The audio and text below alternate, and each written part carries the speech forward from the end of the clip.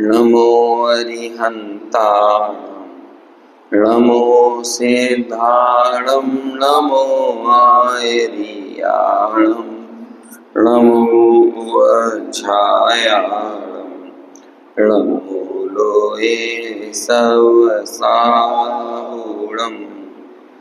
मङ्गलं भगवान् वीरो मङ्गलं गौतमो गणी मङ्गलं कुन्द कुन्दाद्यो जैन धर्मोऽस्तु मङ्गलम् सर्वमङ्गलमाङ्गल्यं सर्वकल्याणकारकं प्रधानं सर्वधर्माणां जैनं जयतु शासनम् जैनं जयतु शासनम् वन्दितु सर्वसिद्धे ध्रुवमचलमणोमङ्गलिं पत्ते वोच्छामि समय पावण विळमो सुध केवली नमः समय साराय स्वानुभूत्याचकासते चित्स्वभावाय भावाय सर्वभावांतरच्छिदे। समय सार ग्रंथ की 84 और 85वें नंबर की गाथाएं अपनी चल रही हैं। 84वीं गाथा में व्यवहार बतलाया है और 85वीं गाथा में उसी व्यवहार में दूषण यानी क्या दोष है ये दर्शाया है। व्यवहार को स्थापित किया और फिर तुरंत ही उस व्यवहार का निषेध कर दिया। इन दोनों गाथाओं की आप उत्थानी का भी देखोगे तो आपको ये बात पढ़ने को मिलेगी कि 84 नंबर की गाथा में तो लिखा अब व्यवहार बतलाते हैं और 85वें नंबर की गाथा में उत्थानिका में लिखते हैं उस व्यवहार में दूषण देते हैं।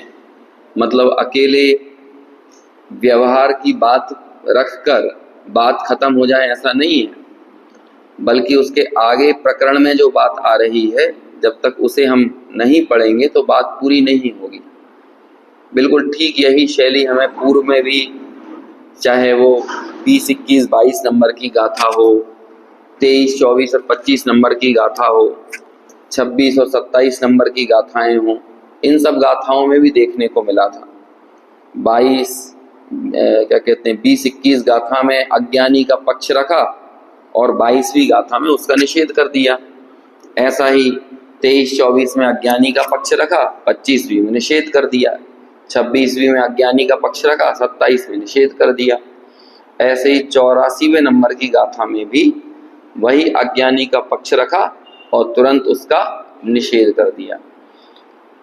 और जो हम कल टीका ये भावार्थ पढ़ रहे थे ना, उसमें भी ये बात आई थी, अज्ञानी के अज्ञान के कारण ऐसा अनादि काल से प्रसिद्ध व्यवहार है। मतलब ये किसका प्रसिद्ध व्यवहार है? अज्ञानी का प्रसिद्ध व्यवहार है। और ये व्यवहार मूल जीव है, उसे व्यवहार की बात ही रुचती है, वही श्रद्धान भी होता है। देखो वैसे वास्तव में देखा जाए तो अज्ञानी जीव व्यवहार का भी श्रद्धानी नहीं है, क्योंकि व्यवहार और निश्चय सम्यक श्रुत ज्ञान के अंश हैं। अज्ञानी तो व्यवहार की भी मट्टी पलीत करता है और निश्चय की तो करता ही है, लेकिन चूंकि व्यवहार के कथन आगम में पढ़ने को मिलते हैं अथवा ज्ञानी वक्ता के मुख से सुनता भी है, तो भी वो व्यवहार के उन वचनों का एकांत श्रद्धानी होता है और वो निमित्त नैमित्तिक संबंध रूप से कही जाने वाली बातों को ही कार्य का वास्तविक कारण मान लेता है। तो ऐसे उस व्यवहार के पक्ष को प्रदर्शित करके तुरंत आचार्य क्या कहते हैं, उसमें क्या दोष है वो बताते हैं। अब ये निमित्त नैमित्तिक संबंध, ये जो संबंध शब्द है ना, निमित्त नैमित्तिक संबंध, देखो वास्तव में तो नास्ति सर्वोपि संबंधा है ना, आगे श्लोक आता है, किसी तरह का कोई संबंध परस्पर दो द्रव्यों के बीच में नहीं है, लेकिन फिर भी हम एक संबंध का नाम ले रहे हैं, है ना। अरे लोक में भी होता है ना, ये हमारे कोई नहीं, लेकिन यदि वो व्यक्ति पास में आ जाए तो कहते हैं अरे हमारे बेटे ही लगते हैं, है ना, तुरंत बोले हमारे भाई लगते हैं, हमारे चाचा ही लगते हैं। अच्छा थोड़ी दूर चले जाए तो क्या बोलोगे, अरे कोई नहीं है भाई, हमारा तो बस ऐसा ही ऊपर ऊपर से बोलने बताने का काम है। बस ऐसा ही है ये निमित्त नैमित्तिक संबंध। वास्तव में तो एक द्रव्य की मुख्यता से देखो तो कोई संबंध नहीं है, नास्ति सर्वोपि संबंधः। लेकिन अब बगल में ही खड़ा हो वो निमित्त जिसके ऊपर आरोप आ रहा है, तो कुछ तो कहना पड़ेगा ना। घड़ा बन रहा था, कुम्हार बगल में ही मौजूद था, तो कुछ तो कहना पड़ेगा कि नहीं। तो क्या कह दिया, निमित्त नैमित्तिक संबंध। जब जब भी ये निमित्त नैमित्तिक संबंध की बात होती है तब तब समझ लो वो व्यवहार ही है, परमार्थ नहीं है, क्योंकि परमार्थ एक वस्तु में ही लगता है। हम लगातार ये पढ़ते चले आ रहे हैं, जहाँ व्याप्य व्यापक संबंध हो वहीं पर कर्ता कर्म संबंध हो। जो स्वतंत्र पने से अपने कार्य को करे वो कर्ता कहलाता है, कोई पराधीनता ना हो, है ना। जैसे मिट्टी स्वतंत्र पने से घड़े रूप परिणमित होती है, कुम्हार के बिना भी मिट्टी घड़े रूप परिणमित हो सकती है।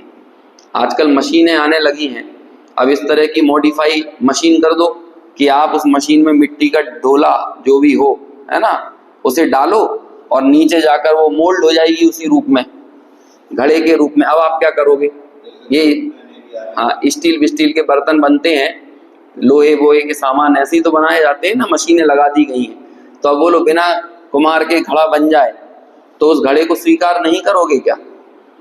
रोटी की बनाने वाली बाई है, आजकल तो रोटियां भी कौन बनाता है, हमारे स्मारक में लगी हुई है मशीन। अब है ना 250-250 बच्चे वहां पे खाना खाते हैं, तो पहले तो 4 आदमी लगाना पड़ते थे, 2 बेलते रहते थे, 2 सेंकते थे। लेकिन अब क्या होता है, वो तो मशीन में सीधे अच्छी बड़ी महंगी मशीन लेकर आए, है ना, 2-4 लाख 5 लाख की जितने की भी आई हो, और उसमें सिर्फ लोई डालते जाते हैं, है ना। बल्कि अब तो और एडवांस आने लगी हैं, आटा भी उसने की, है ना, और खुद ब खुद आप सूखा आटा रख दो, उसमें वो कितना पानी की क्वांटिटी मिलाना है पानी मिला लेगी, फिर उसमें से आटा उसल लेगी, उसके गोले को वो लोई बना लेगी, और उनको ही बेल के और फिर सेंक के आपको तुरंत दे देगी, और मिनटों में ये काम होगा। अब वो लोग क्या, निमित्त ने क्या काम किया, अनादिकाल से तो बाई चिल्ला रही थी ना, मैं रोटी बनाती हूँ, मैं रोटी बनाती हूँ। तो अब वो क्या हुआ, उस बाई को हटा दिया ना, अलग कर दिया। जब यूरोप में इंडस्ट्रियलाइजेशन हुआ, औद्योगिक क्रांति हुई थी ना, तो वहां की जनता पागल हो गई, लड़ाई करने लगी, आंतरिक संघर्ष हो गया, है ना, इंटरनली लेवल पर बहुत ज्यादा तनाव पैदा हो गया कि नई नई मशीनें आएंगी तो हमारा क्या होगा, हमारा काम छिन जाएगा, हम हमेशा से काम करते चले आ रहे हैं। तो उनसे बोला कि कोई काम वाम नहीं छिनेगा, अब इंडस्ट्री अपना काम करेगी तो तुम्हें इंडस्ट्री के अनुकूल जो हालात बनेंगे तुम्हें कोई ना कोई काम मिल ही जाएगा, कोई परेशानी की बात नहीं है। जब भारत में कंप्यूटर आया तब भी इस तरह की बात होने लगी, कंप्यूटर आ जाएगा तो अब काम कौन करेगा, है ना। लेकिन फिर चल रहा है काम। अब अभी एआई से लोगों को घबराहट हो रही है ना। छोटे दादा ऐसा बोलते थे, ये निमित्त और व्यवहार वैसी खरपतवार है जिसे उगाने के लिए कुछ नहीं करना पड़ता है, आपको बिल्कुल मेहनत करने की जरूरत है। खरपतवार समझते हैं ना, आप फसल में मेहनत करते हो और खरपतवार अपने आप उगाती है। ऐसे ही कार्य तो मूल रूप से उपादान से होता है, लेकिन अपने आप आरोप किसी न किसी निमित्त पे आ ही जाता है, वो खरपतवार की तरह है। अब जिसके ऊपर आरोप आया और जब आपने कार्य के साथ उसके संबंध को जोड़ा, आरोपी और घटना, इन दोनों के बीच में जब संबंध को घटाया तो वो कौन सा संबंध कहलाया, निमित्त नैमित्तिक संबंध। और इस निमित्त नैमित्तिक संबंध का कथन किससे होता है, व्यवहार से। परमार्थ से पूछो तो कोई संबंध है ही नहीं, नास्ति सर्वोपि संबंधा। कार्य तो वो ही है जो स्वतंत्र पने से किया जाए, और स्वतंत्र पने से करने वाला ही कौन कहलाता है, कार्य का कर्ता कहलाता है। आगे एक कलश आएगा 86वीं गाथा के बाद, यह परिणमति सह कर्ता, है ना, जो परिणमित होता है वो ही कर्ता होता है। तो घड़े में कौन परिणमित हुआ, मिट्टी परिणमित हुई। रोटी में कौन परिणमित हुआ, आटा परिणमित हुआ, है ना। ऐसे ही सब जगह आप लगाते जाओ, एक बहुत अच्छा इष्टोपदेश में श्लोक आता है, योग्योपादेन योगेन, दूसरे या तीसरे नंबर का ही श्लोक है, यहाँ रखा है क्या इष्टोपदेश, उसमें 2-3 श्लोक बहुत अच्छे हैं उपादान को बताने वाले। एक पहले यहाँ पे जो अपना समाधि तंत्र था ना, उसमें इष्टोपदेश और समाधि तंत्र दोनों ही थे, है ना। तो उसमें है, योग्य उपादान मिलने पर कार्य स्वयं ही होता हुआ दिखाई देता है, लेकिन उस समय जिसके ऊपर भी आरोप आए वो कौन कहलाता है, वो निमित्त कारण कहलाता है। लेकिन कार्य का वास्तविक निष्पादक कौन है ना। अब देखो, ये निर्णय करने से हमें हमारा श्रद्धान कैसा होना चाहिए, ये तो हम वस्तु स्वरूप समझ रहे हैं, और वस्तु स्वरूप समझने से निर्णय कैसे हमारा दृढ़ होना चाहिए, क्योंकि अनादिकाल से और अभी भी हमें निरंतर चिंताएं सता रही हैं। मैं बाल बच्चों का पालन पोषण नहीं करूं तो कौन हो, मैं अपने शरीर का ख्याल नहीं रखूंगा तो कौन रखेगा। ऐसे कितने तरह के हमारे नाना विकल्प तरंगें हमारी निरंतर उठती रहती हैं। देखो, सच्चाई ये है कि हमारे में द्वंद्व बहुत चल रहा है, और यदि द्वंद्व होना तो काम नहीं हो सकता, लोक का भी काम नहीं हो सकता, परमार्थ का काम तो छोड़ दो। अभी 2-3 दिन पहले एक ऐसा इन्वेस्टमेंट प्लानर का वीडियो देख रहे थे, हमारे दूरदर्शन पे एक कार्यक्रम आता है निवेश नाम का, है ना, इन्वेस्टमेंट। तो अभी सामने बैठे हुए, तो सामने चल रहा है, अब वो इन्वेस्टमेंट प्लानर बोल रहा है, यदि आपके अंदर द्वंद्व है तो आप धनी नहीं बन सकते, है ना, आप सही इन्वेस्टमेंट नहीं कर सकते, आपके अंदर क्लियरिटी होना चाहिए। और दूसरी चीज बोलता है, अपने प्रति ईमानदारी होना चाहिए। अब यदि उस व्यक्ति को सुनो और उसमें से ये पैसे वाला जो पहलू है उसको अलग कर दो, तो ऐसा लगेगा आध्यात्मिक उपदेश दे रहा है ना। वो भी ऐसी बातें करता है, हम जब से पैदा हुए हैं तो हम या तो पुत्र बनकर जिए, या पति बनकर जिए, या हम क्या कहते हैं पिता बनकर जिए, लेकिन हम कभी अपने रूप से नहीं जिए। वास्तव में तो हम अकेले ही आए हैं, हमारा जीवन स्वयं अपने लिए ही है, हम ही हमारे करने वाले हैं, हम ही हमको सुखी बनाने वाले हैं। तो हमें इन्वेस्टमेंट के लिए भी अपने आप को मुख्य रखकर इन्वेस्टमेंट करना पड़ेगा। तो ऐसा लगता है कि ये तो बिल्कुल ऐसे तत्व का उपदेश दे रहा है ना, मैं एकाकी एकत्व लिए सभी आते हैं। देखो, जब तक लौकिक संदेशों में भी अध्यात्म का पुट ना आए ना, तो उनमें भी मजा नहीं आता, उनमें भी मजा नहीं आता। मतलब आपको कोई भोग भोगने की शिक्षा भी अध्यात्म के उपदेश के साथ ही देगा। वो भी ऐसे ही कहेगा ना, देखो भाई, जीवन का कोई ठिकाना नहीं है, देखो कोरोना ने कितने लोगों को मार दिया, समझ में आया। अभी हम देखते हैं कभी 25 साल का बच्चा चला जाता है, कभी 40 साल का चला। इसलिए अपने जीवन को एकदम मस्त जियो, जो मन करे वो खाओ, जहां घूमना है वहां घूमो। तो मतलब भोग भोगने का संदेश भी अध्यात्म के पेड़े में रख के दिया जाता है, होता है कि नहीं। तो ये ऐसी ही दुनिया है। तो वो भी ऐसा बोलता है कि द्वंद्व नहीं होना चाहिए, और ये बात बिल्कुल सच्ची है। यदि आप द्वंद्व में काम नहीं कर सकते, यदि द्वंद्व होगा तो शल्य बनी रहेगी, और उस शल्य में आपको निराकुलता नहीं होगी। अब ऐसे ही हमारे जीवन में द्वंद्व बहुत गहरा पड़ा हुआ है कि मैं इस शरीर की रख रखाव करने वाला मैं हूं, कि ये शरीर अपने से स्वयं परिणमित होता है। अब बहुभाग तो ये है कि ये स्वयं से परिणमित होता हुआ देखा जाता है जीवन में। हमने देखो ना आप, हमने हमारे शरीर का क्या तय किया है, हमने हमारी हाइट तय की है कितनी होना चाहिए, हमने शरीर का रंग तय किया, कलर कैसा होना चाहिए, कॉम्प्लेक्शन है ना, हेल्थ क्या होना चाहिए। थोड़ा बहुत हम अपने आप को पिचका लेते हैं, फुला लेते हैं, बहुत बहुत माइनर सा चेंजेस, 5-7 किलो कम कर लिया, ज्यादा कर लिया, तो उसमें लगने लगता है कि देखो मैं करने वाला हो गया हूँ, मैं ये बदल सकता हूँ।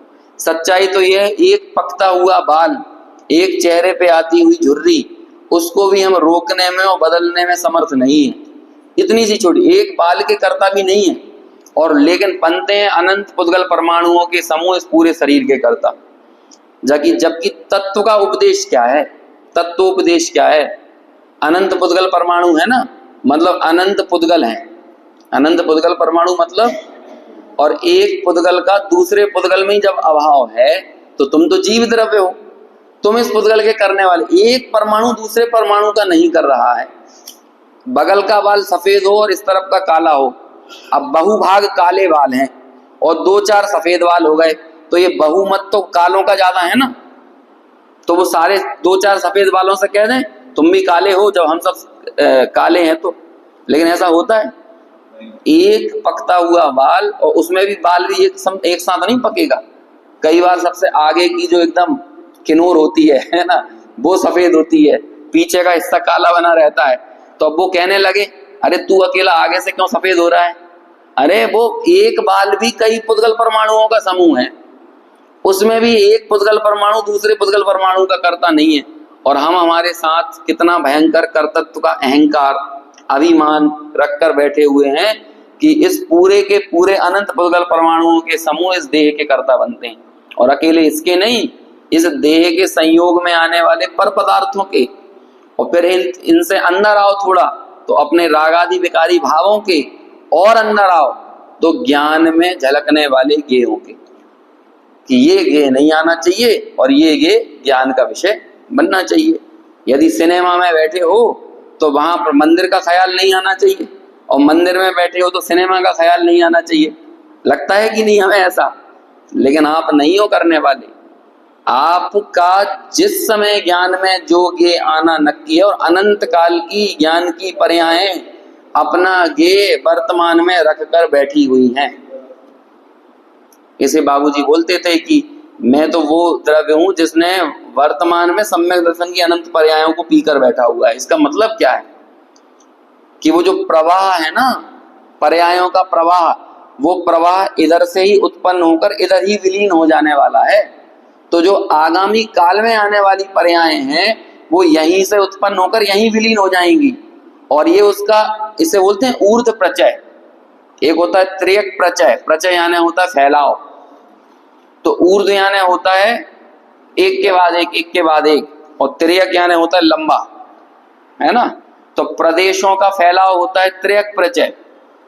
और पर्याय जो होती हैं, प्रदेश और पर्याय दो चीजें हुई ना, प्रदेश और परिणाम। परिणाम होते हैं एक के बाद एक, और प्रदेश होते हैं ऐसे ऐसे लंबे। लेकिन जो लंबायमान जो इस तरह से फैल रहे हैं वो क्रम से हैं कि अक्रम से हैं?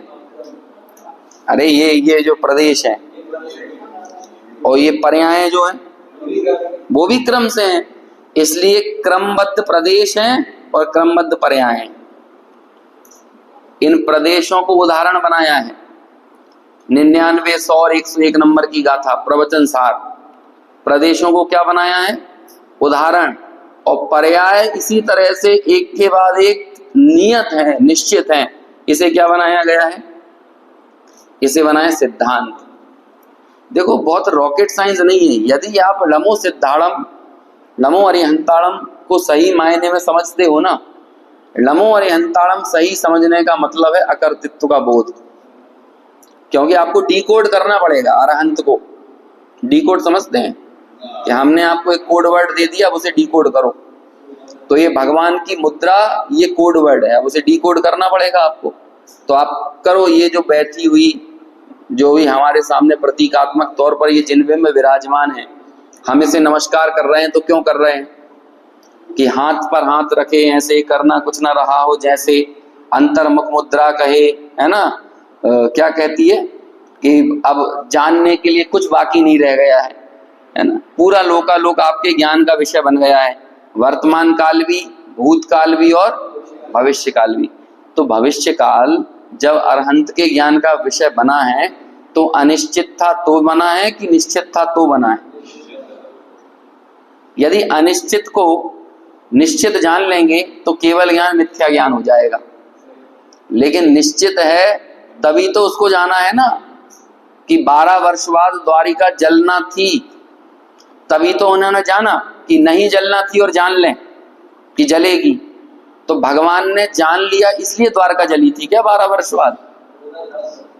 चलो नेमिनाथ भगवान ने तो जानी थी कि 12 वर्ष बाद द्वारिका जलेगी, लेकिन नमीनाथ ने जानी होगी कि नहीं?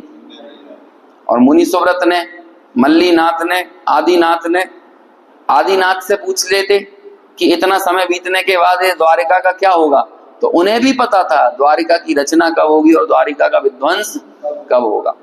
और अनंत काल पहले के तीर्थंकरों ने, तो वो घटना उस समय घटने वाली थी कि नहीं? आज हम लोग यहाँ बैठे हैं, आज कौन सी चर्चा चलेगी, कौन से शब्द निकलेंगे, ये उस नियत समय पर निश्चित हैं, निर्धारित हैं कि नहीं। तो मैं बोलने वाला कौन? देखो, कर्तृत्व का अभिमान जाएगा नहीं जब तक पर्याय की स्वतंत्रता को स्वीकार नहीं करेंगे। कईयों बार ऐसा होता है, हम सोच के कुछ आते हैं और यहां से निकलता कुछ और है, क्योंकि आपके सुनने की उपादानगत योग्यता, हमारे कहने की उपादानगत योग्यता और शब्दों के अपने परिणमन की योग्यता, ये सारी चीजें बिल्कुल एकदम स्वतंत्र हैं। यहां से मुंह से निकलने वाले शब्द, जो शब्द आपके कान तक पहुंचने होंगे वही पहुंचेंगे, और यदि जो शब्द नहीं पहुंचना होगा उतनी देर आपको झपकी आ जाएगी आपको आपके कानों में वो शब्द नहीं जाएगा। ये सब इतनी स्वतंत्र व्यवस्था है, और जब इस स्वतंत्र व्यवस्था को स्वीकार करते हैं तब ही निर्भरता आती है, पर्याय में निराकुलता आती है, और वही निराकुलता किसके रूप में परिलक्षित होती है? ज्ञातृत्व के रूप में, ज्ञाता भाव के रूप में। एकत्व व्यक्त भगवान आत्मा तब ऊर्जता के साथ बाहर आता है। समझ में आया ना? ऐसी ये बात है। तो देखो, व्यवहार की बात तो कही निमित्त नैमित्तिक संबंध रूप से, लेकिन तुरंत उसका निषेध कर दिया और कहा कि एक कारण दो क्रियाओं का करने वाला नहीं होगा। यदि एक कारण से दो क्रियाएं होने लगे कि ये जीव ज्ञान को भी करे और ये जीव स्पर्श गंध वर्ण को भी करे, तो ऐसा द्विक्रियावाद वास्तव में मिथ्या दर्शन है। 86वीं गाथा में कहेंगे, अभी तो कह रहे हैं ये द्विक्रियावादी होने का प्रसंग आएगा, और 86वीं गाथा में कहेंगे वो द्विक्रियावादी मिथ्या दृष्टि है। समझ रहे हैं क्रोनोलॉजी किस तरह से है? तो 84वीं गाथा में कहा अज्ञानी का व्यवहार अनादिकाल से ऐसा चल रहा है, तो हमने ये व्यवहार से ऐसा ऐसा कहा जाता है वो बता दिया। लेकिन वो व्यवहार को यदि परमार्थ मान ले तो द्विक्रियावादी होने का प्रसंग आएगा, और यदि उसे परमार्थ मानेगा तो ऐसा वो द्विक्रियावादी मिथ्या दृष्टि है। समझ में आया? ये कहते हैं यहाँ पे। देखो, अभी टीका पढ़ते हैं। सब बातें यद्यपि जो टीका में आने वाली हैं वो हम 2 दिनों में चर्चा में ले चुके हैं, लेकिन अब उसके जो टेक्निकल शब्द हैं, जिन शब्दों में आचार्य अमृतचंद्र यहाँ पर अपनी बात रख रहे हैं, उसे अपन पढ़ते हैं। स्क्रीन पे भी आपको दिख रही है और सामने। थोड़ा सा यहाँ से पढ़ेंगे हम, तो ये सरल भाषा में है ना। यदि हम डॉक्टर साहब की जो अनुशीलन में से यदि देखते हैं तो थोड़ा सरलता से उन्होंने इन शब्दों को आसान कर दिया है। पहले एक बार गाथा पढ़ लें, है ना। गाथा पढ़ने का प्रोटोकॉल पूरा करें बार बार पढ़ेंगे तो मुंह पे चढ़ेगी। व्यवहारस्य दुआदा पुगल कम्मम करे दिणे विहम तम चेव पुणो वेयई पोगल कम्मम अणेय विहम जदि पोगल कम्ममिणम कुव्वदि तम चेव वेद यदि आदा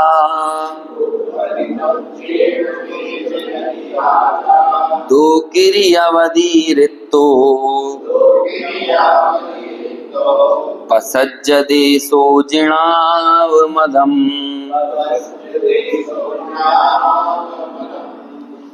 अनेक वेद पुद्गल कर्म को करे भोगे आत्मा व्यवहार नय का कथन है यह जान लो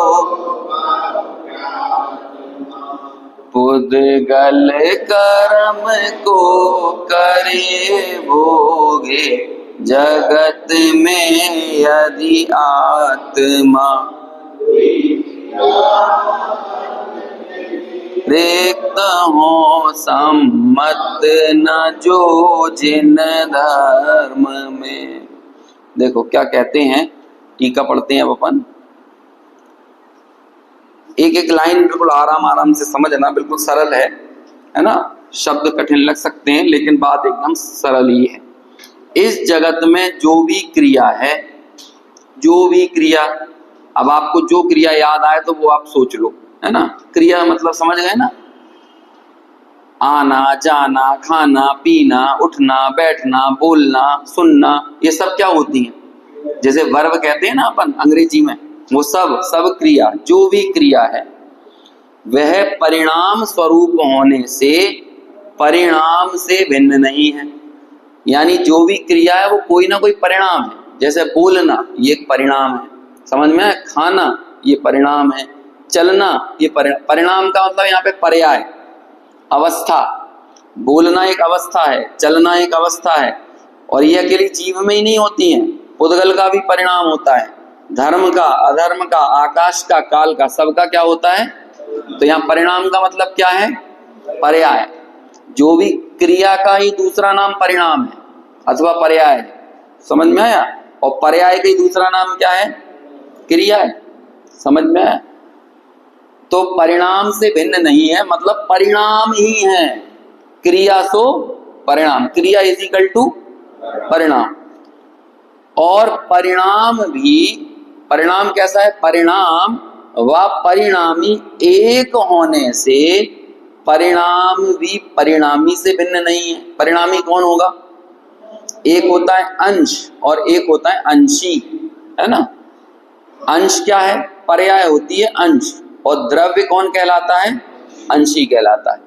तो जो जैसे एक क्षणवर्ती समंदर की लहर, वो तो हो गया अंश, और जो पूरा समंदर है वो क्या हुआ, वो हुआ अंशी।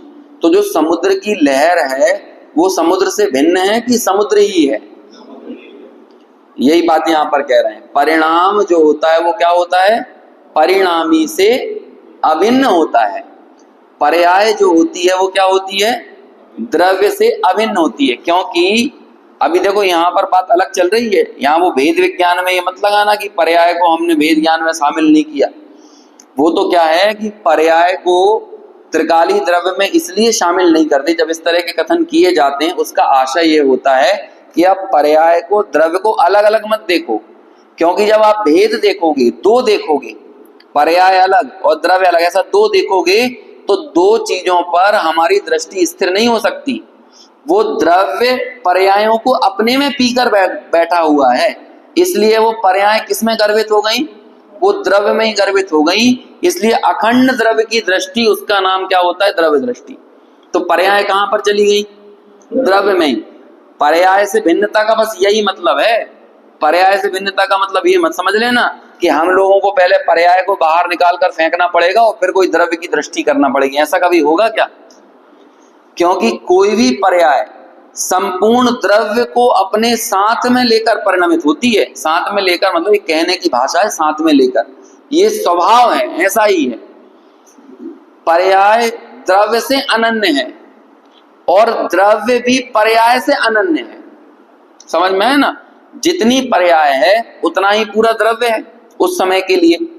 एक समयवर्ती पर्याय तो वो द्रव्य भी कैसा होगा, अरे उदाहरण के लिए जैसे कि खारापन है, तो वो खारापन नमक के जो डली है उसके कौन से हिस्से में नहीं है, वो खारा। अभी हम यहाँ पर उसे गुण मानो अथवा पर्याय मानो। कई बार क्या होता है, गुण शब्द के लिए भी पर्याय का प्रयोग किया जाता है और पर्याय के लिए भी गुण का प्रयोग किया जाता है। मालूम कैसे, जैसे सहभावी पर्याय और क्रम भावी पर्याय, ये नाम सुने अपन ने दूसरी गाथा की टीका में पढ़े थे ये नाम, शायद दूसरी या तीसरी गाथा में। सहभावी, तो सहभावी पर्याय क्या होती है, सहभावी पर्याय गुणों का नाम है और क्रम भावी पर्याय ये पर्याय का नाम है, समझ में आया ना। जैसे क्या कहते हैं, क्या दिमाग में आ रहा था एकदम से भी निकल गया है ना। जो जैसे हाँ, दो ही नय क्यों है, ये प्रश्न खड़ा किया, द्रव्यार्थिक नय और पर्यायार्थिक नय, गुणार्थिक नय क्यों नहीं है, ये प्रश्न आया सर्वार्थ सिद्धि में। क्योंकि गुणों का अंतर्भाव द्रव्य अथवा पर्याय में हो जाता है, इसलिए गुणार्थिक नय नहीं है, दो ही नय। और इन दो ही नयों में सर्वांगीण द्रव्य को देखने की दृष्टि मिल जाती है।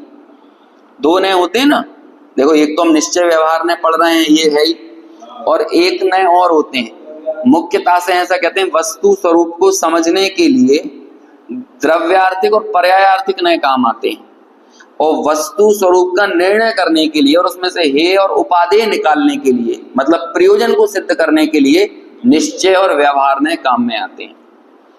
द्रव्यार्थिक और पर्यायार्थिक नय को आगम के नय कहा जाता है, और निश्चय और व्यवहार नय को अध्यात्म के नय कहा जाता है। समझ में आया? इसलिए समय सार में आपको क्या मिलेगा? निश्चय और व्यवहार। समझ में आया? और जहां पर आगम प्रधान कथन होते हैं, जैसे आप द्रव्य संग्रह में भी देखोगे, आलाप पद्धति वगैरह पढ़ोगे, है ना, प्रवचन सार को पढ़ोगे, प्रवचन सार अध्यात्म तो है उसमें, लेकिन आगम की मुख्यता भी है। तो इसलिए टीका वगैरह आप देखोगे तो वहां पर द्रव्यार्थिक और पर्यायार्थिक का नाम आपको वहां पर पढ़ने और सुनने को मिलेगा। तो जहां जहां प्रयोजन को सिद्ध करना है वहां पर कौन से नए काम आएंगे? निश्चय व्यवहार। और जहां समझना हो द्रव्यार्थिक और पर्यायार्थिक। तो ऐसा प्रश्न आया तत्वार्थ सूत्र की टीका में, मेरे हिसाब से शायद 5वें अध्याय के किसी प्रकरण में आया है ना, कि गुणार्थिक नाम का नय क्यों नहीं है, द्रव्यार्थिक और पर्यायार्थिक है। तो आचार्य ने उत्तर दिया, गुणों का अंतर्भाव किसमें हो जाता है? क्योंकि जो पर्याय है वो किसकी है?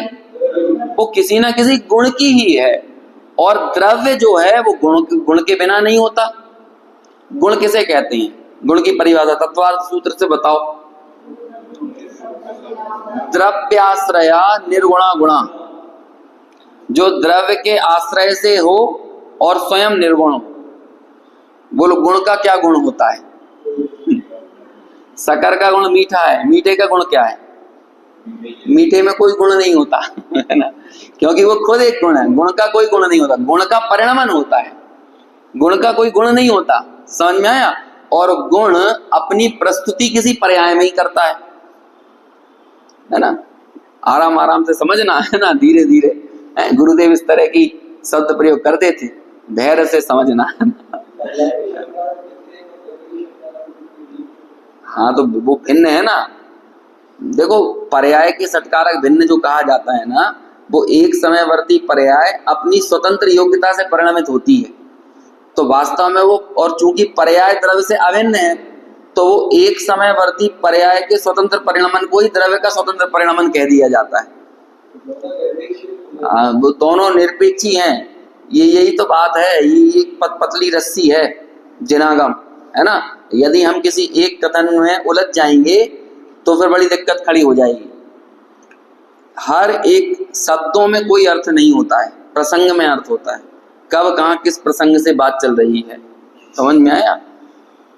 यदि आप भरत चक्रवर्ती से पूछोगे ना कि तुम्हारा लड़का कौन है, तो वो क्या बोलेंगे?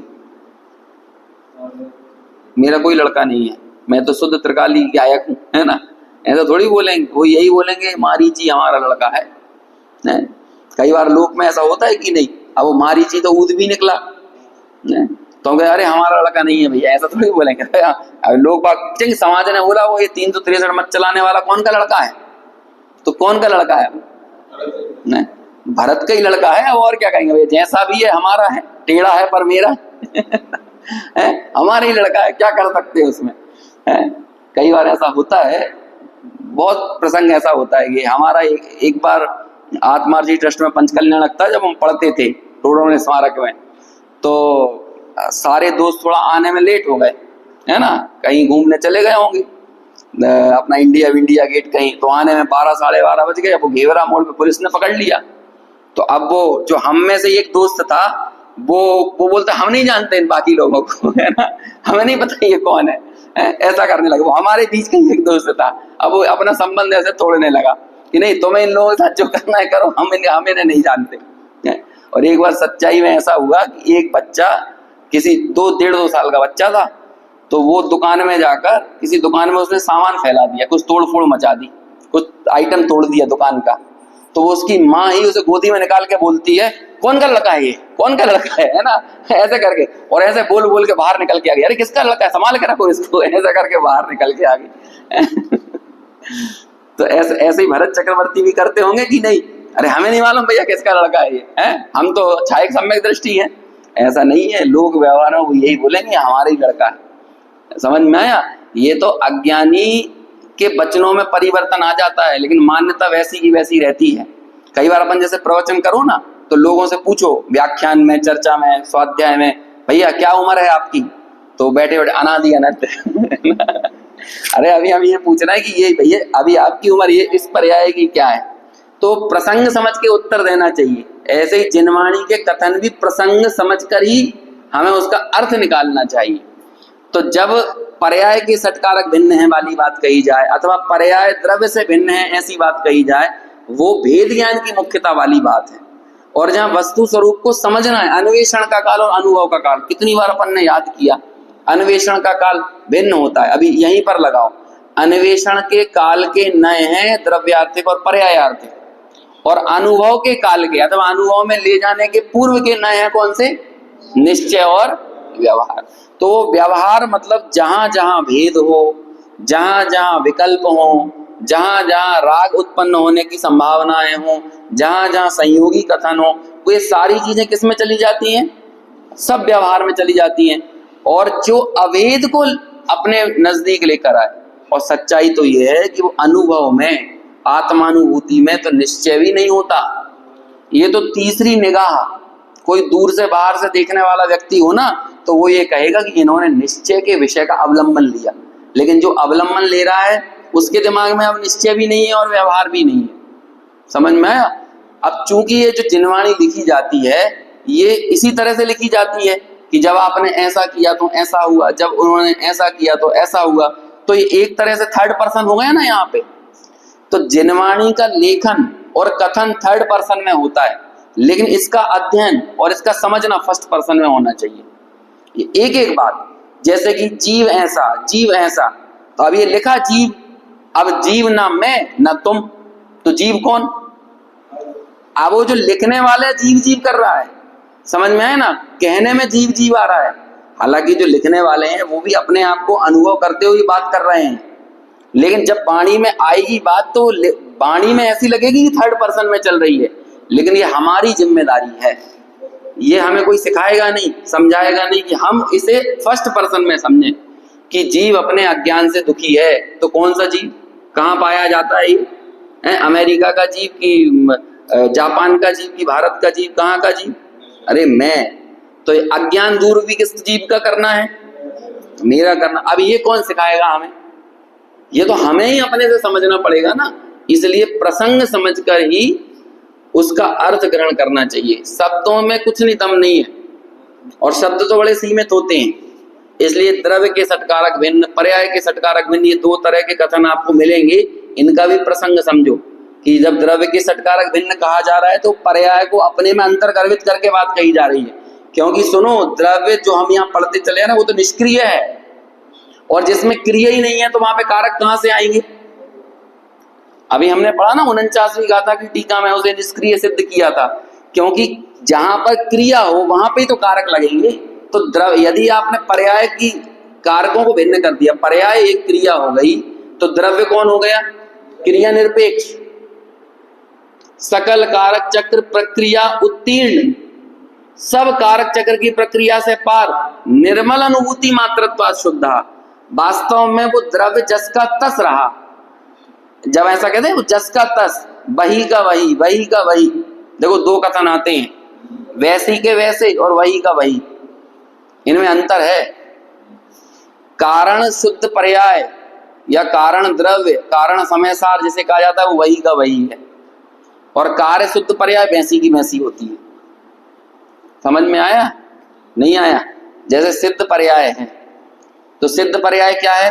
कारण शुद्ध पर्याय है कि कार्य शुद्ध पर्याय है? कार्य शुद्ध पर्याय है।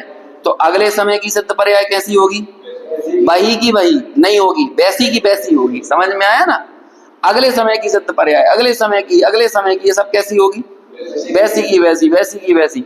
लेकिन उस सिद्ध पर्याय का जो कारण द्रव्य है वो कैसा रहेगा? वही का वही, वही का वही। और वो निगोद में भी वही का वही है, नरक में भी वही का वही है, त्रियंच में वो है। और उस कारण द्रव्य की दृष्टि करने का नाम सम्यक दर्शन है। छायक पर्याय का निर्णय कर, छायक पर्याय वैसी की वैसी हो रही है, लेकिन वो छायक पर्याय या जो शुद्ध पर्याय है वो जिसके अवलंबन से हो रही है वो कैसी है। देखो वो लाइन लिखी है, ध्रुव का अवलंबन है वेदन नहीं और पर्याय का वेदन है अवलंबन नहीं। तो वो जो सिद्ध पर्याय हुई ना वो वेदन तो है लेकिन उसका अवलंबन नहीं है। अवलंबन किसका है? ध्रुव का। और वो ध्रुव नाम ही उसका इसलिए है, वही का वही है। जब कोई ट्रस्ट बनता है तो उसमें एक ध्रुव फंड बनता है। वो ध्रुव फंड क्या होता है? जैसे 5 करोड़ का ध्रुव फंड कि तुम्हें जो खर्चा करना है इसके ब्याज में से करो, ऊपर की इनकम में से करो, लेकिन ये 5 करोड़ वैसे के वैसे पड़े रहना चाहिए। 5 करोड़ तो वही के वही रहेंगे, है ना? समझ में आया? अब वो ब्याज जो निरंतर बढ़ा जा रहा है वो भले इस महीने भी 5 लाख, अगले महीने 5 लाख, अगले महीने 5 लाख, वो ध्रुव फंड में से ब्याज बन रहा है। तो वो जो ब्याज 5 लाख 5 लाख 5 लाख बना जा रहा है वो वैसा का वैसा है, लेकिन ये ध्रुव फंड कैसा है? वही का वही। हालांकि आजकल वो रेपो रेट और रिवर्स रेपो चेंज हो जाते हैं तो वही का वही भी बदल जाता है, वो वैसा का वैसा बदल जाता है ना। वो उदाहरण है, उदाहरण को उदाहरण जैसे ही लेना, समझ में? तो वही के वही की दृष्टि का नाम सम्यक दर्शन है, वैसे के वैसे की दृष्टि का नाम सम्यक दर्शन नहीं है। और आप कर भी नहीं सकते। यदि छोटा सा बच्चा हो ना और उसका खिलौना टूट जाए तो वो बच्चा क्या बोलेगा? हमें वही खिलौना चाहिए, और पापा बोल रहे हैं वैसे ही दिला देंगे। तो बच्चा क्या बोल रहा है? अरे वैसा नहीं चाहिए, हमें वही चाहिए है। तो देखो कितने कमाल की बात है, जो निगोद में सोई मुझ में सोई मोक्ष मजार। ये बात आप किसके दम पर बोल रहे हो? वही के दम पर कि वैसे के वैसे के दम पर? तो जो वही का वही है ना वो कारण द्रव्य है और वो निष्क्रिय है।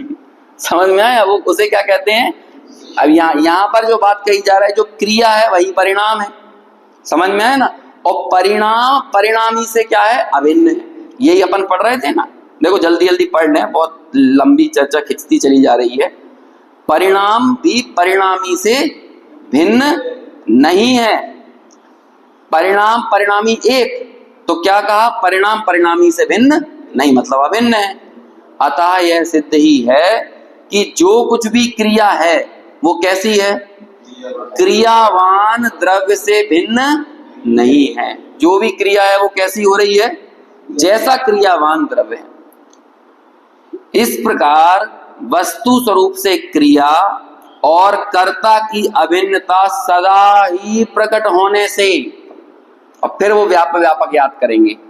जिस प्रकार जीव व्यापक भाव से अपने परिणामों को करता है और भावक भाव से उन्हें ही भोगता है। समझ में आ गया ना? अपन ने लिखा था यहाँ पे, कर्ता कर्म भोक्ता भोग किन के बीच में होता है? भावक को हमने भोक्ता भोग्य से जोड़ा था, व्यापक को कर्ता कर्म से जोड़ा था। तो जीव का व्यापक संबंध किससे है? अपने ही परिणामों से। तो जीव के परिणाम कौन से हैं? उसका ज्ञान भाव। और पुद्गल का परिणाम क्या है? उसके स्पर्श रस गंध वर्ण आदि। समझ में आया? तो जीव का व्यापक संबंध जिससे, वो उसका कर्ता और उसका ही भोक्ता। उस प्रकार यदि जीव व्यापक भाव से पुद्गल कर्म को भी करे, अब देखो ज्ञान में भी व्यापे और पुद्गल में भी व्यापे, ज्ञान को भी भाए और पुद्गल को भी भाए, तो क्या हो गया? 2 क्रिया हो गई कि नहीं? पुद्गल और भाव से पुद्गल कर्म को भी भोगे। देखो अपना काम तो छोड़ेगा नहीं और दूसरे का काम भी करने चला जाए तो क्या दिक्कत होगी? तो उस जीव को अपनी और पर की दोनों की क्रियाओं से अभिन्न मानना होगा। तो फिर ये रिमोट भी क्या हो जाएगा? मैंने इस रिमोट को जाना और मैंने इस रिमोट को भाया और मैंने इस रिमोट में व्यापा भी मैं ही, इसमें व्याप भी मैं रहा हूं और इसको भा भी मैं रहा हूं। तो मैंने अपने आप को छोड़ दिया कि नहीं? और यदि अपने आप को नहीं छोड़ा तो मैंने अपने को भी भाया, अपने में भी व्यापा और इसमें भी व्यापा, तो क्या हो गई? 2 क्रिया हो गई ना। ऐसी स्थिति में क्या हो जाएगा? स्व और पर का विभाग ही अस्त हो जाएगा। आप बताओगे कैसे कि मैं कौन हूं और ये रिमोट क्या है, जीव क्या है और पुद्गल क्या है? यदि शक्कर नमक का काम करने लगे और नमक शक्कर का काम करने लगे तो भेद कैसे करोगे? विभाग कैसे करोगे? बंटवारा कैसे करोगे कि ये नमक है और ये शक्कर है? और हर द्रव्य की अपनी स्वतंत्र सत्ता उसके गुण पर्यायों से अभिन्न होने के कारण है। पर के गुण पर्यायों में जाने से तो वो क्या हो जाएगा, पर बन जाएगा। समझ में आया कि नहीं है? बहुत ज्यादा कठिन नहीं, ज्यादा दिमाग में लोड मत लेना, जितना समझ में आए उतना समझना। समझ में आया?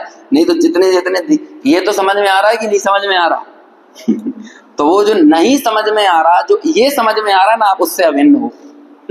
ये शब्द समझ में आ रहा है नहीं आ रहा है, इससे तो भिन्न हो। आप इन शब्दों में नहीं व्याप रहे, आप उस ज्ञान में व्याप रहे हो जो ज्ञान आपको ये बता रहा है कि समझ में आ रहा है अथवा नहीं समझ में आ रहा। तो आपका संबंध किससे है? आपके उस ज्ञान से है। इन शब्दों के उधेड़बुन में जितना ज्यादा उलझने की जरूरत नहीं है। ऐसी स्थिति में स्व और पर का विभाग ही अस्त हो जाने से अनेक द्रव्य स्वरूप एक आत्मा का निज रूप अनुभव करता हुआ जीव मिथ्या दृष्टि हो जाएगा। अब देखो फिर मुझे क्या क्या लगेगा, ये माइक भी मैं, ये मोबाइल भी मैं, ये ग्रंथ भी मैं, ये पंखा भी मैं, ये जितने भी द्रव्य हैं, अनेक द्रव्य, वो सारे द्रव्य मुझे कैसे लगेंगे? ये भी मैं, ये भी मैं, ये भी मैं, ये भी मैं। और मिथ्या दृष्टि ऐसे ही तो पकता है पागलों की तरह। ये मकान भी मेरा, ये दुकान भी मेरी, ये घर भी मेरा, ये बच्चे भी मेरे, ये पत्नी भी मेरी। अरे तो तू कौन है? जब सब ये सभी तू बन गया, पुत्र जिएंगे तो मैं ही जीऊंगा, मेरी प्रतिष्ठा रहेगी तो मैं ही रहूंगा, ये धंधा चलेगा तो मैं ही चलूंगा, है ना? बोलता ही नहीं, मतलब धंधा चल रहा है तो मैं ही चल रहा हूं। मतलब अपने आप को सब में व्यापक महसूस करता है, लेकिन अपने आप को अपने ज्ञान भाव में व्यापता हुआ महसूस नहीं करता। ये अज्ञानी का अज्ञान है, ये उसकी क्या कहें, मूर्ता की चीख है ना? मिथ्या दर्शन की चीख है ये। ऐसी स्थिति में स्वपर का विभागस्थ हो जाने से अनेक द्रव्य स्वरूप एक आत्मा, अनेक द्रव्यों में मैं ही व्याप रहा हूं, ऐसा अनुभव करता हुआ जीव क्या हो जाएगा? मिथ्या दृष्टि हो जाएगा। और ऐसे मिथ्या दृष्टि को आखिरी में क्या बोल दिया है? आप ही पढ़ लो, है ना? मैं नहीं पढ़ रहा हूं उसे, आप ही पढ़ो। सर्वज्ञ के मत से क्या है? बाहर है। मूल गाथा में लिखा था जिणाव मदम, जिनेंद्र भगवान के मत का अपमान करने वाला है, अवमानना करने वाला है, अवर्णवाद करने वाला है। और जो इस सर्वज्ञ शासन का अवर्णवाद करता है वो किसका अधिकारी? नहीं, हाँ बस आप ही बोलो निरोध का अधिकारी है। ऐसा सर्वज्ञ के मत से भी बाहर हो जाएगा। देखो भावार्थ निकालो पेज नंबर 156 पर। टीका तो सरल है ना, कोई कठिन नहीं थी, आसानी थी। दो द्रव्यों की क्रिया भिन्न ही है। जड़ की क्रिया को चेतन नहीं करता और चेतन की क्रिया को जड़ नहीं करता। जो पुरुष एक द्रव्य को दो क्रियाएं करता हुआ मानता है वह मिथ्या दृष्टि है, क्योंकि दो द्रव्यों की क्रियाओं को एक द्रव्य करता है ऐसा मानना जिनेंद्र भगवान का मत नहीं है। तो ये व्यक्ति एक्स्ट्रा मान रहा है, अपने आप को जिनेंद्र भगवान से भी ज्यादा मान रहा है। जिनेंद्र भगवान तो ऐसा नहीं मानते और ये उनसे भी ज्यादा मान रहा है। जिनेंद्र भगवान तो एक द्रव्य का करता उसी द्रव्य को मानते हैं, और ये क्या मानता है? अरे तुम कुछ नहीं हो भगवान, हम बताते हैं। तुम कहते हो कि जीव जीव पे ही करता है, लेकिन हम कहते हैं कि हम तो अपने करता तो हैं ही, लेकिन हम ये दुकान के भी करता हम ही हैं, इस बाल बच्चों के करता भी हम ही हैं, परिवार के करता भी हम ही है, देश के करता, समाज के करता, समझ में, सबके करता कौन है? सब हम ही हम है। मतलब ये इतनी मैं चीख रहा है ना, मैं ऐसा मैं ऐसा मैं ऐसा। गुरुदेव बोलते थे तेरी मैं तुझे बकरी के पेट में लेके चली जाएगी।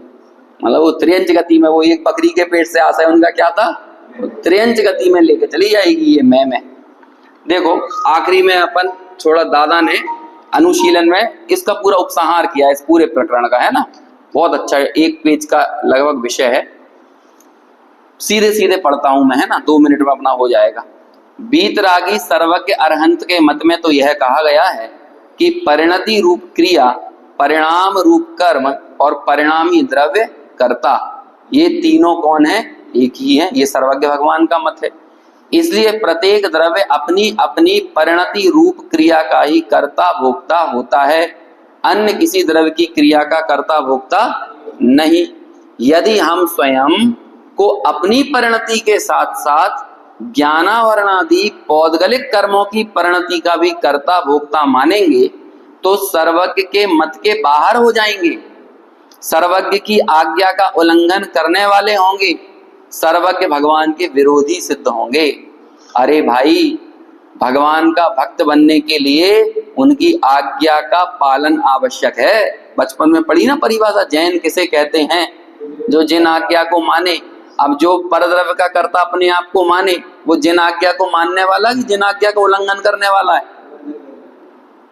आज्ञा का पालन आवश्यक है, उनके बताए तत्व ज्ञान को स्वीकार करना आवश्यक है। जब हम ये करेंगे तो हमने नमो अरिहंताणम सही बोला, नहीं तो वो झूठा बोल रहे हैं। अकेली पूजा भक्ति से काम नहीं चलेगा। उनकी आज्ञा का पालन करने के लिए, उनके बताए तत्व ज्ञान को स्वीकार करने के लिए जिनवाणी का गहराई से अध्ययन करना होगा, क्योंकि इस विषम काल में नित्य बोधक जिनवाणी ही परम शरण है। इन गाथाओं का अर्थ करते हुए आचार्य जयसेन भी आत्मख्याति का ही अनुसरण करते हैं। वे तो यहाँ तक लिखते हैं कि आत्मा को ज्ञानावरणादि कर्मों का कर्ता मानना शुद्धात्मा की उपलब्धि से प्राप्त होने वाले सुखामृत रसास्वाद से रहित अज्ञानियों का रूढ़ व्यवहार है। अज्ञानियों के रूढ़ व्यवहार को क्या कहा उन्होंने? शुद्धात्मा की उपलब्धि से प्राप्त होने वाले सुखामृत का स्वाद नहीं लिया उन्होंने। अभी क्या कहें, ये सूकरों से ये मनुष्य जाकर बोले अरे थोड़ी रसमलाई खा ले, तो वो सूकर क्या बोलेंगे? बेचारे बोलते नहीं है, लेकिन यदि उन्हें बोलने का मौका मिले तो क्या कहेंगे? अरे क्या रसमलाई की बात करो, जो बिष्टा देखो। जो आदमी में जितनी बुद्धि होती है ना, वो उतनी ही बात करता है। इसलिए वो मैं करके, मैं ऐसा, मैं वैसा, मैं, अरे तू अकेले ही ऐसा नहीं कर रहा, सब ऐसे ही कर रहे हैं। सब अज्ञानी ऐसे ही मैं चिल्ला रहे हैं, अपनी पर्याय में बैठ के ऐसे ही कर रहे हैं। मैंने ऐसा किया, मैं कुछ स्पेशल हूँ। वो लोग में कहते हैं हर व्यक्ति को अपनी प्रेम कहानी ऐसी लगती है, सो उपन्यास बन जाएगा, है ना? तो फिर वो बोलते हैं भैया तेरी नहीं है, सारे रागियों के ऐसा ही होता है, सबका राग ऐसा ही होता है, तेरे में कोई विशेषता नहीं है। आज से 500 साल पहले का राग भी वैसे ही था, अभी का भी वैसा ही है, और आज से 500 साल बाद का भी वैसे ही रहने वाला है। थोड़ा सा बस मॉडिफिकेशन बाहर की परिस्थितियों में हो जाता है, अंदर का राग तो वैसा ही रहता है, सबको स्पेशल लगता है। अब जी कई बार देखो ना, सबको लगता है हमारे बच्चे स्पेशल है ना, सबको लगता है कि हमारी पत्नी स्पेशल, सबको अपने अपने जीवन, ऐसी गहरी पर्याय मूर्ता पड़ी हुई है जिसमें सब अपने ही अपने में मैं चिल्लाने जुटे हुए। देखो यहाँ द्विक्रियावादी को सर्वज्ञ के मत से बाहर कहा है। इसका तात्पर्य यह है कि जो ऐसा मानते हैं कि हम अपना काम तो करते ही हैं, पर का काम भी करते हैं, वे सभी द्विक्रियावादी होने से सर्वज्ञ के मत के बाहर हैं। यहाँ पर ये अपनी चर्चा हुई। अब 86वीं गाथा में, मूल गाथा में आचार्य कुंद इस बात को बिल्कुल स्पष्ट करेंगे कि वो द्विक्रियावादी मिथ्या दृष्टि आखिर क्यों है। वो चर्चा आगे कल करेंगे।